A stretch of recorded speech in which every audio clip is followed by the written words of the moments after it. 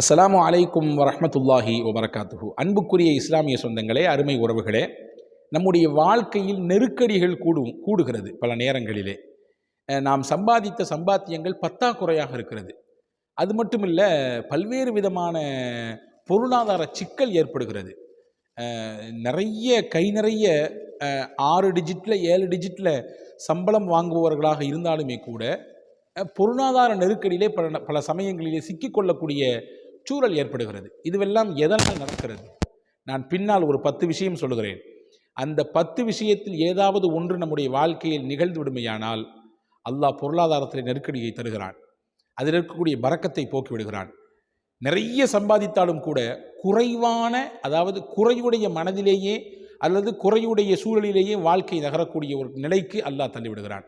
இந்த 10 உங்களுடைய வாழ்க்கையிலும் என்னுடைய வாழ்க்கையிலும் இருக்கிறதா என்பதை கொஞ்சம் நாம் அவதானித்து பார்க்க போகிறோம். முதல் விஷயம், எந்த வீட்டில் சூரா பக்ரா ஓதப்படவில்லையோ அந்த வீட்டிற்கு அல்லாஹ் பரக்கத்தை எடுத்து விடுகிறான். நபிகள் சொன்னார்கள், ஃபஇன் அஹதஹா பரக்கா, சூரா பக்ரா ஓதப்படக்கூடிய வீட்டிலே அல்லாஹ் பரக்கத்தை தருவான். அடுத்து வாசகம் சொன்னாங்க, வ தர்குஹா ஹஸ்ரா, அதை விடக்கூடியவர்கள் நிச்சயமாக நெருக்கடிக்கு உள்ளாகுவார்கள். எனவே சூரா பக்ராவை ஓதக்கூடிய வழக்கத்தை ஒவ்வொரு வீட்டில் இருக்கக்கூடியவர்களும் எடுத்துக்கொள்ளுங்கள். இது நெருக்கடிகள் இல்லாத வாழ்க்கை வாழ்வதற்குரிய முதல் வழி. அடுத்து 2வது வழி, எந்த வீட்டில் தொழுகை நடைபெறவில்லையோ, தொழுகக்கூடிய ஆட்கள் அங்கே இல்லை, தொழுகக்கூடிய மனநிலையில் இருக்கக்கூடியவங்க இல்லை, வீட்டில் ஐங்கால தொழுகையும் சரி நஃபிலான வணக்கங்களும் சரி நிறைவேற்றப்படுவதே இல்லை என்றால், என்னதான் சம்பாதித்து அங்கே கொட்டினாலும் அல்லாஹ் அங்கே பரக்கத்தை எடுத்து விடுவான். நெருக்கடிகள் மட்டும்தான் அங்கே மிச்சமாக இருக்கும். எனவே வீடு என்றால் அங்கே தொழுகை நடைபெற வேண்டும், பெண்கள் தொழ வேண்டும், ஆண்கள் ஃபரதல்லாத தொழுகைகளை அங்கே நிறைவேற்றக்கூடிய சூழலுக்கு உருவாக வேண்டும். அப்படி இல்லாத பட்சத்தில் நெருக்கடிகள் நிறகும். 3வது, நெருக்கடிகளும் பரக்கத்தும் இல்லாத ஒரு வாழ்க்கைக்குரிய முக்கியமான காரணம் இசை, பாட்டு போன்ற விஷயங்கள் ஒரு வீட்டிலே நிறைந்து காணப்படுமையானால், எங்கே திரும்பினாலும் இந்த மாதிரி இசை கேட்பது, அதுக்கு உண்டான சாங்ஸு, மியூசிக்கு, இந்த மாதிரியான ஆட்டங்கள் பாட்டங்கள் வீட்டில் நிறையுமையானால் அல்லாஹ் நெருக்கடிகளை தான் தருவான். அங்கே பரக்கத்து இருக்காது, ஷைத்தானுடைய வருகை மட்டும்தான் இருக்கும். மலக்குமார்கள், பரக்கத்தை கொண்டு வரக்கூடிய மலக்குமார்கள் அந்த வீட்டிற்குள்ளே வரமாட்டார்கள். 4வதான முக்கியமான காரணம், நெருக்கடியான நிலை வருவதற்குரிய 4வது காரணம், ஜக்காத் கடமையாகியும் கூட யார் ஜக்காத்தை கொடுக்காமல் இருக்கிறாரோ அவர்கள் நினைப்பார்கள், நாம் சம்பாதித்தையெல்லாம் சேர்த்தி வைக்கிறோன்னு சொல்லி.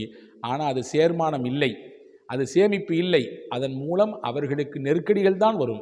ஹதீஸிலே வந்திருக்கிறது, பெருமானா ஸல்லல்லாஹு அலைஹி வஸல்லம், மா மனஅ கௌமுன் அஸ்ஸகாத்த இல்லா உஹிது பிஸ்ஸினீன், எந்த சமூகம் ஜக்காத் கடமையாகி கொடுக்காமல் இருக்கிறதோ அவர்களுக்கு அல்லாஹ் பஞ்சத்தை தருவான், ஏழ்மையை தருவான், வறுமையை தருவான் என்று பெருமானா ஸல்லல்லாஹு அலைஹி வஸல்லம் சொன்னாங்க. எனவே ஜக்காத்து கடமையாகி ஒரு வீட்டில் ஜக்காத்து கொடுக்காமல் இருக்கிறாங்கன்னா ஏதோ ஒரு ரூபத்தில் அவங்க வீட்டுக்குள்ளே வறுமை வரப்போகுது. அது ஆரோக்கிய கேடாக இருக்கலாம், அல்லது மருத்துவ செலவாக இருக்கலாம், அல்லது வேறு ஏதாவது நெருக்கடிகள், மன ரீதியான கஷ்டங்களாக இருக்கலாம். இதுவெல்லாம் நெருக்கடியான வாழ்க்கை வருவதற்குரிய முக்கியமான காரணி. எனவே 4வது காரணி என்ன என்றால், ஜக்காத்து கடமையாகி கொடுக்காமல் இருந்தால் அல்லாஹ் அவங்களுடைய பரக்கத்தை எடுத்துடுறான், நெருக்கடியை கொடுத்துட்றான். 5வது முக்கியமான காரியம் பாருங்கள், ஜினாவினுடைய வாசல் எந்த வீட்டில் திறக்கப்படுமோ, அப்படின்னா என்ன அர்த்தம்? விபச்சாரத்தினுடைய விஷயம் எந்த வீட்டிலே பெருகி விடுமோ. நீங்கள் கேட்கலாம், வீட்டில் எப்படிங்க விபச்சாரம் நடக்கும்? ஆமாம், ஹதரத் ரசூலுல்லாஹி ஸல்லல்லாஹு அலைஹி வஸல்லம் சொன்னார்கள், ஹதீஸ் குர்ஆனிலே வந்திருக்கிறது, ஜினா செய்யாதீர்கள் என்று குர்ஆன் சொல்லவில்லை. ஆணை பார்த்தோ பெண்ணை பார்த்தோ ஜினா செய்யாதீர்கள் என்று சொல்லவில்லை. ஜினாவின் பக்கம் நெருங்கி விடாதீர்கள்.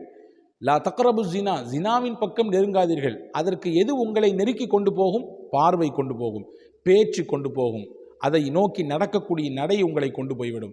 எனவே தான் குர்ஆன் அந்நிய பெண்ணை பார்க்க வேண்டாம் என்று எச்சரிக்கிறது, அந்நிய ஆணை பார்க்க வேண்டாம் என்று எச்சரிக்கிறது. இதுவெல்லாம் ஒரு வகையில் ஜினாவாக வந்துவிடும்.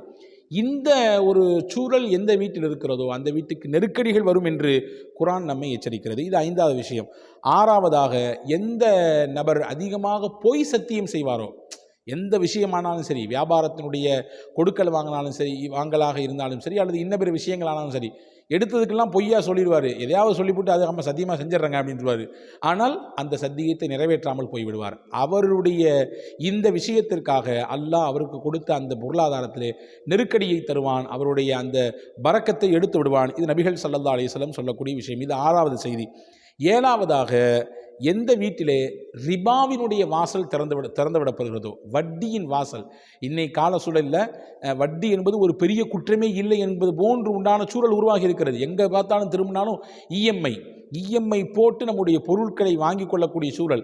இது ஒரு புறம்னா, மறுபுறம் கிரெடிட் கார்டு வாங்கிக்கோன்னு சொல்லி பல பேங்குகள் எல்லாத்தையும் நிர்பந்திக்குது. நம்ம ஆட்கள் நினைக்கிறாங்க, ஒரு தடவைக்கு 2 தடவைக்கு மேலே அவன் அழுத்தம் கொடுக்கும் பொழுது நம்ம சரி வாங்கி போடுவோமே, யூஸ் பண்ணிக்கலாமே நினைக்கிறாங்க. ஒரு கட்டத்தில் அதை பயன்படுத்தியதற்கு பிறகு வட்டிக்கு மேல் வட்டி, வட்டிக்கு மேல் வட்டி என்று அதை கொடுக்க முடியாமல் திணறக்கூடிய சூழலை பார்க்கிறோம். இது ஒரு புறம். வட்டியின் வாசல் எந்த வழியாக ஒரு வீட்டுக்குள்ளே வந்துவிட்டாலும் சரி, அந்த வீட்டில் இருக்கக்கூடிய பரக்கத்தை அல்லாஹ் அது போக்கிவிடும், அழித்துவிடும். சொல்ல போனால் பொருளாதாரத்தையே அழித்துவிடும், நிர்மூலமாக்கிவிடும்.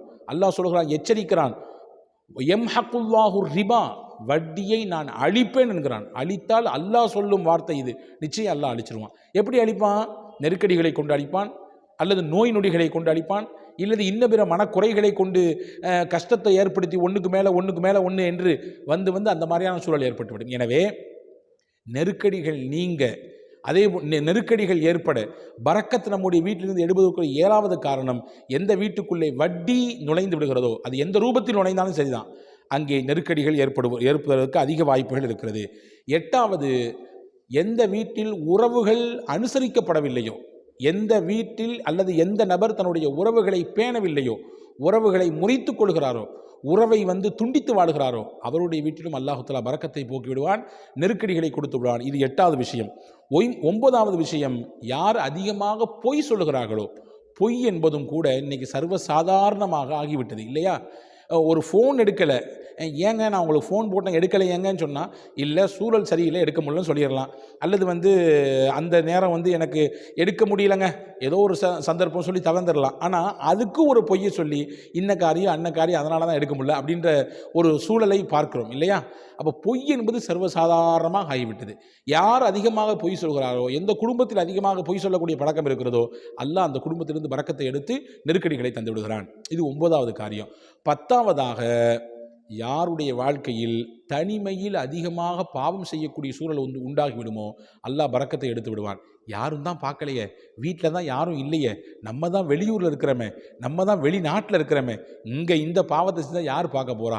பாவம் என்றால் பெரிய பாவம் மட்டும்தான் பாவம் என்பது அல்ல, சின்ன பாவம் தானே, அதுவும் ஒரு பாவம் தானே. ஆனால் அந்த பாவங்கள் எல்லாம் சர்வசாதாரணமாக ஆகிப்போச்சு, சாதாரணமாக அதை கடந்து போகிறாங்கன்னு சொன்னால், அல்லாஹ் அந்த பாவத்தை காரணமாக வைத்து அவருடைய ரிசுக்கை அல்லாஹ் பிடிப்பான், நெருக்கடிகளை கொடுப்பான். ஹதீஸிலே வந்திருக்கிறது, இன்னல் அப்த, ஒரு அடியான் ல யஹ்ரமு ரிஸ்க் லி தம்பின் யுஸீபுஹு, அவன் செய்த ஏதோ ஒரு பாவம் அதன் காரணமாக அவனுடைய ரிஸ்க் பிடிக்கப்படுகிறது என்று பெருமானார் ஸல்லல்லாஹு அலைஹி வஸல்லம் சொன்னாங்க. அப்போ நான் மேலே கூறிய இந்த 10 விஷயங்களும் ரிஸ்க் பிடிக்கப்படுவதற்கும், நெருக்கடிகள் அதிகமாகுவதற்கும், வீட்டில் இருக்கக்கூடிய பரக்கத் போவதற்கும் உரிய வழிகளாக மார்க்க அறிஞர்கள் நமக்கு வரிசைப்படுத்தி காட்டுகிறார்கள். யோசிப்போம், நம்முடைய வாழ்க்கையிலே இதில் ஏதாவது ஒன்று இருந்தால் அதை மாற்றி அமைத்துக் கொள்வோம். இனிவரும் காலங்களிலே இந்த விஷயங்களுக்குள்ளே போகாமல் நம்மை நாம் பாதுகாத்துக் கொள்வோம். வல்ல அல்லாஹ் தௌஃபீக் செய்வானாக. அஸ்ஸலாமு அலைக்கும்.